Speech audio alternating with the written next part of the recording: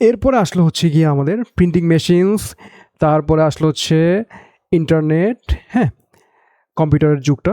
তো তখন প্রাইসগুলোকে আমরা এভাবে ডিজিটালাইজ করে ফেলি আপনার 70, 80, 90-এর দশকে, এই টাইমটা। তো এই জায়গাটাকে বলা হয় হচ্ছে গিয়ে আপনার .com-এর যুগ। তো শুরুর দিকে যে আমি বলেছিলাম যে সিন্ডিকেট মেকানিজম, তো মার্কেটকে ডমিনেট করবে, মার্কেটের প্রোডাক্টের প্রাইস নির্ধারণ করে দিবে। তো এই প্রাইস চার্টিংয়ের বিষয়টা ডিজিটালাইজড হওয়ার পরে এনাদের এই মার্কেট ডমিনেশন বা মার্কেট মেকিংয়ের যে কাজটা, যে সিস্টেমটা, এটা আরও বেশি সহজ হয়ে যায়, কারণ তারা .com যুগের মধ্যেই মার্কেটে ইন্ট্রোডিউস করে দেয় ইন্টারব্যাংক প্রাইস ডেলিভারি অ্যালগোরিদম।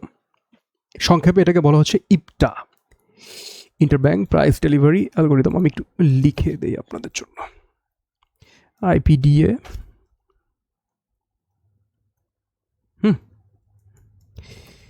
ইন্টারব্যাংক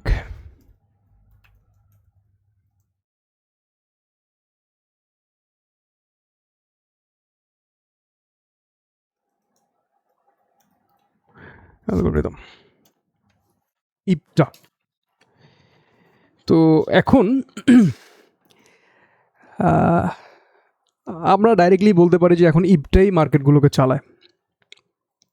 এটাই হচ্ছে কি ICT স্মার্ট মানির মূল ফোকাসিং পয়েন্ট, ইপটা, ইন্টারব্যাংক প্রাইস ডেলিভারি অ্যালগোরিদম। তো এটার ফাংশনটা কি? ইপটার ফাংশন হচ্ছে মার্কেটে বাইং এবং সেলিং ফ্যাসিলিটেট করা, বাইং এবং সেলিংকে ফেয়ার মার্কেট প্রাইসে ফ্যাসিলিটেট করা, এবং মার্কেটের এক পাশ থেকে আরেক পাশে লিকুইডিটি ডেলিভার করা।